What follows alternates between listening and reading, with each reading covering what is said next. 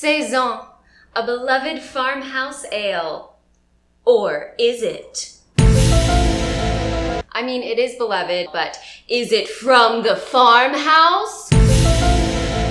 Let me tell you a story about a Belgian farmer. He takes his fine harvest, some spices, some wheat, some spelt, some malt, and he puts it in this beer that he brews day in and day out in his spare time, in addition to running a farm, of course. His farm hands are working out in the field, toiling all day, and they need a relief during lunch, and the farmer generously provides them with some of his beer to help give them sustenance to go on and continue their work throughout the rest of the afternoon. This is the charming story that's often told about the origins of Saison, but there's just one problem.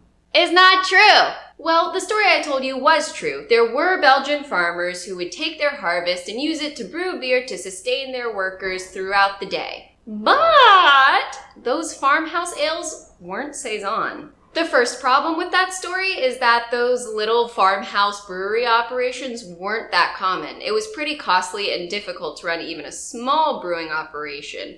And so you don't see this widespread brewing from farmers. Yes, it did happen, but on a very small scale, and so it was really unlikely to influence any modern day beer style. The other issue is within the beer itself. Those farmhouse ales were pale, whereas the Saison is gold to amber in color, and it can even feature a light orange tone. Although those Belgian farmers were spicing their beers with whatever they had on hand from the farm, your typical Saison is just going to be malt, water, hops, and yeast without any extra additions. They can be there, but it's more common that that spicy flavor and those notes you get from a Saison come strictly from the yeast. And of course, we have to talk about the alcohol content, because current guidelines for a Saison put it between about 5 and 7% ABV. That would just be completely impractical to give to a farmhand for lunch in the middle of the day. So where did the Saison come from? Well, in short, But there are a couple of clues that can point us in the right direction.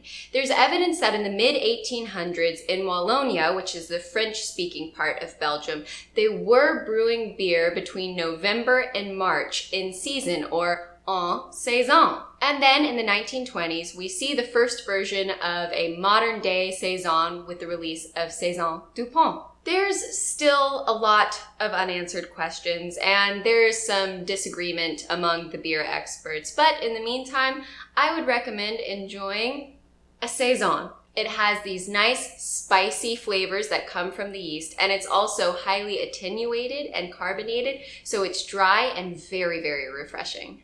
It may not have been squirted straight from the Belgian farmer's tit, but it's still a delicious beer. You already know it's coming. Please like, share, subscribe, comment, let people know about this channel, because I'm enjoying doing this for you guys, and I'd love for other people to be able to enjoy it too. So I'll check you guys in the next video. Later.